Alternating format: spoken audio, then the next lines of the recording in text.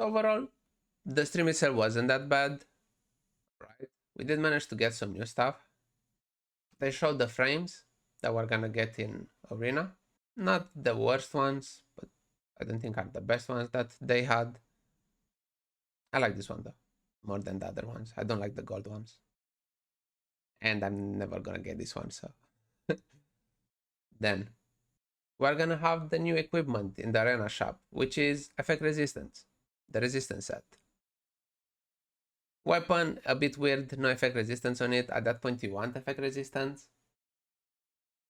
Or probably more defensive stats, because most of the time, if you're gonna go with effect resistance, you're probably gonna go on a healer or maybe a tank. Or something like, I don't know, Kitty Clarissa. And if you want the effect resistance set, you want probably even the substat with effect resistance. And the weapon doesn't have it. You can still get the speed though, but same thing for the head. Resistance set with effectiveness. You shouldn't prioritize those. Let's say that the first and the second one. The third one, it's already a bit better. That crit chance is kind of meh. It would have been way better if it was speed. The chest is already a bit better. Then you have the boots. The boots are actually okay. Main speed, defense HP, effect resistance. You just have to dodge that effectiveness and you're okay. High rolls, everything else, not the effectiveness, and it's gonna be good. Probably insane. The necklace, I don't like it just because it's necklace with attack. I prefer crit damage or crit chance as main. But maybe there are some units where you can use it. I just can't think about one right now. Then is the ring. Effect resistance main stat. HP, defense, speed. I think the best ones that you should go right away if you want to buy them, it's the boots and the ring. Maybe the chest after and whatever you want. After you buy the boots, ring, and chest, you can buy whatever you want. Or any of them after. We finally get some improvements, some changes to the sets. A couple of them. I was hoping for them to give us some changes even on rolls. At least for the epic sets, where you don't get, the lowest roll like 1 speed on an epic set. We didn't get that, but we did get some buffs on some of the sets, like attack set, 10 more % attack. Is it enough? I think it's gonna help. I don't think it's enough to make it, wow, game changing. Just because speed it's still speed. Then 5% HP, 5% defense. Is it gonna be worth it to farm Golem now? Probably not. Then we had some changes even to the new sets. On the revenge set, I think you get more speed now than before. It starts from 10 to 12. I don't even remember how it was before, but I think that's the only change. I think so. The injury set decrease the target's max HP from 5% every time to 6. So only 1% more. Penetration set is gonna penetrate the defense from, wait, you can't see it, this one. From 10% to 15%. Maybe this one has some, uses. Is this enough to make it worth it? I don't know. It's weird. It's hard to say. Probably not. But in my opinion, it's more about the door that they opened with these changes. They're okay with, improving the gear and trying to tweak it. Of course, the first time they're gonna do it, they're not gonna do some insane things to, you know, to change everything. It's just to see how it works just by changing a bit the numbers. I hope maybe if it's not enough, they're gonna decide to improve it more. And we're gonna see if it's actually gonna change the meta or something. Probably not. Probably still speed is the way. They revealed the banners that we're gonna get this week. Crow with Holy Sacrifice, nice combo combo. Even if these days actually people don't use Crown Holy Sacrifice anymore that much. But in defense can be interesting in arena. In Guild War on defense can be really nice because you can surprise someone and you can just get rid of one of his units. In that way he can't use it in the other fights in Guild War. But yeah, Crow is really decent though. It's one of the best units you can have. RTA, you can use him wherever. Really decent unit. And Ravi, again, really decent unit. Even the artifact. If you use Emerken without this artifact is really meh. Ravi is really decent with that artifact, but she works even with other artifacts, so it's fine. Ravi is one of my favorite units. If you don't have her, maybe you should pull for her. Maybe, because they showed even the drops for the next week. Anyway, we're gonna have some new devices for the automaton tower. Just some new devices. I guess next time you are gonna do the automaton tower, you can try them out and see if it's easier and harder than before to do it. I think the more they're gonna add, the more interesting it's gonna be because you have more builds and more interesting things to do every time. Now it's almost every time more or less the same thing. You have like 2 or 3 builds. We have the rotation in the expedition. We're gonna have the Earth boss, Dark boss, and Water boss from the start of the next month. And from next week, we're gonna have Says banner. And you can be like, Says? Why Says? Who cares about Says? Well, right now, no one. But we're gonna get soonish the patch notes where they're gonna buff some units. Maybe there's a reason why they decided to put Says now. Maybe. We're gonna see in a couple of days. Maybe that's why they decided to give us Says. Are they gonna buff him? Maybe. Hopefully. He's a cool unit. They should. And with him, we're actually gonna get CSI Bellona. We're getting the CSI stuff. We're starting to get. It's not gonna be the dual limited like the last ones we had, where they put all the limited in one banner. We're gonna have for 2 weeks Bellona and the drink. Bellona is still a really decent unit. You should probably pull for her. 1, because it's limited. You can get her only now. 2, because it's Bellona, really powerful. Same for the artifact, actually. We're gonna get the same CSI story. And 2 weeks after Bellona, we're gonna get even Yufin. Yufin is in a weird position right now. But again, it's a limited unit. It's the only one that I actually don't have, so I'm gonna try to pull for her. And yeah, I'm curious what is gonna be after Yufin.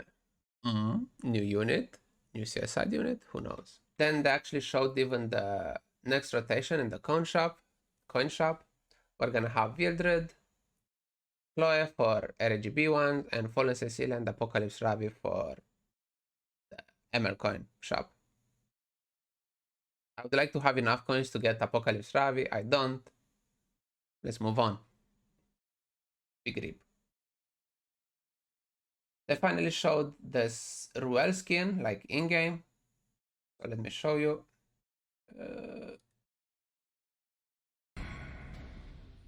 Actually, let me take my face because I want to show you guys something. So this is the Ruel with the skin. Hereby swear to lead everyone to victory. There's a reason they call me the Saint of Light. Yeah. So, wait.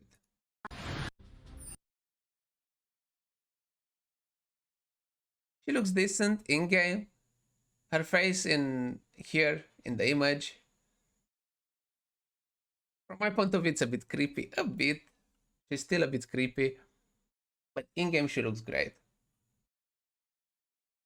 If you want the skin, like all the other ML ones, you have to get to master in RTA. I hope you're gonna manage to get there. I don't know. I will probably manage. I still have to get there because I haven't done that much RTA yet.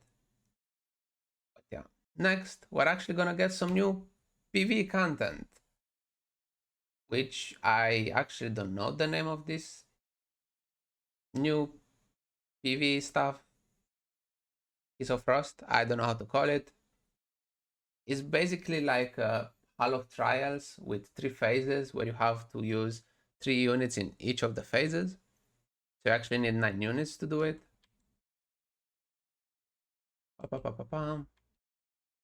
You have 3 difficulties: hard, hell, and epic hell. And in this fight, you are gonna do it just to get the currency to change the substats. But if you notice here, you can actually finally drop light bookmarks, elemental light summon. Yes, they finally decided to give those bookmarks to us. Apparently, they even have a shop because you're gonna get a currency like the side stories, and you can buy 4 of them. They were saying that you can buy 4, and you're gonna get an extra one from the achievement. So you're gonna have like 1 summon, and after that, they were saying that every 10 runs you're gonna get 1, maybe. I think the rates for that kind of summons are better. Normal, how much is it? Because I don't remember. Yeah, 2.5. So you have double the rate for a 5-star than a normal summon, from 2.5 to 5%. 4-star is from 27. 4-star from 27 to 35. So higher chance to get a 4-star or 5-star than a normal Galaxy Bookmark summon. Yeah. Let's go. And of course, you can buy even other things. I'm not sure what this thing is. I know, I see. With this currency, you can buy these ones after. Okay. So you get a currency to buy another currency to buy the things you want. Let's continue. Yeah. Wow. As I was saying, it has 3 phases. You need 3 units for each one of the phases. They actually showed one of the fights. I'm gonna show you guys. I'm gonna take up the sound. I'm gonna move a bit faster because... So in reality, they were explaining, like in the first phase, you get a bonus for each Earth unit you have. Is gonna give you speed. In the second one, is gonna give you HP. In the third one, is gonna give you attack.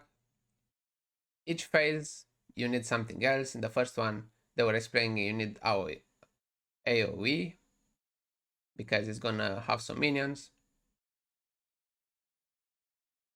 And after that, you just do damage. They actually showed Hell mode, not the hardest one, I think. Based even on the damage that the units do. Okay, you can get way more than that. At some point, when you get like to 75% HP, there's gonna be a transition, and you're gonna get at the second phase with the other 3 units you had.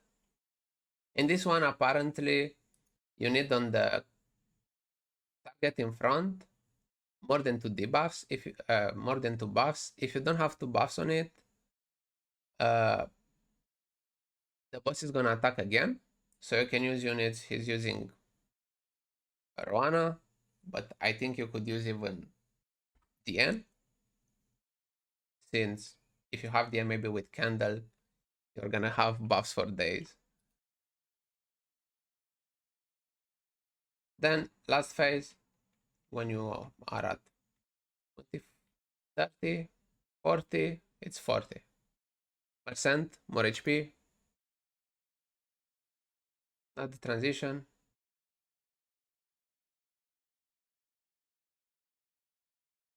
Okay.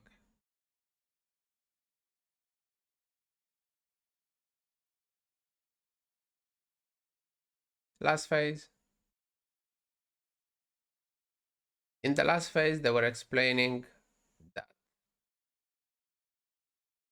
you don't have to have debuffs, because if you attack the boss when you have debuffs, stuff is gonna happen. So you need a cleanser or something that gives you immunity, or both. Like in the example they actually use Ray for that. After you finish, bam, damage, you get the currency that you can buy from the shop stuff. 384 of it. So for the last thing they actually showed is the new ML unit, and it's finally here. It's Straze, whatever he's called. May the cruel yoke of destiny be lifted when night falls. Destiny cannot escape my sword. The animation is so cool. Your Yeah. ruin fast Straze, approaches. Dark Warrior, Shall present you with a gonna be the next in chaos. rotation in the Mystics. Okay, story, stuff, story. Is Taurus. He's gonna get from imprint, attack. There's a reason for it. 109 speed. So, S3 is gonna attack all the enemies with a sword. Penetrates the defense of the target with the highest max HP by 30%. And if the caster's attack is greater than the penetration target's attack, it's gonna actually penetrate the defense by more, up to a maximum of 100%. If you manage to defeat the enemy, he's gonna get invincibility for 1 turn. So, if you guys have seen Spaz, if you manage to actually use the S3 on someone that has stun, because it does the same thing, it's gonna ignore the defense by 100%, probably gonna kill it. So here, if you have enough attack, probably gonna kill a unit. That doesn't mean it's gonna be easy to build him, because you need a lot of attack, but you need enough speed to get a turn, enough stats to not die, and so on and so forth. But second skill, actually show here how cool it is.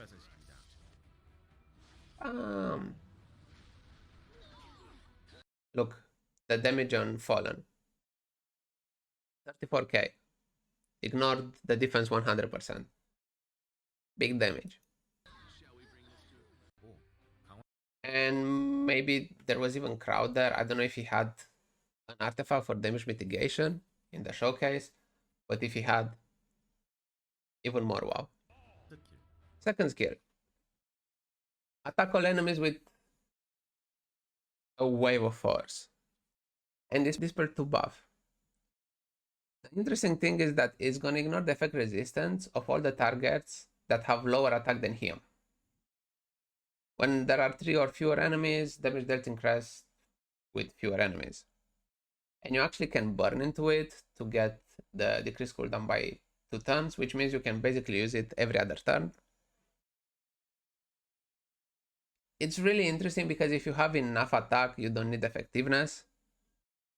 So you can dispel every time without thinking about it. So it's going to be easier to build him because you don't have to think about effectiveness. You can just put attack, speed, and defensive stats.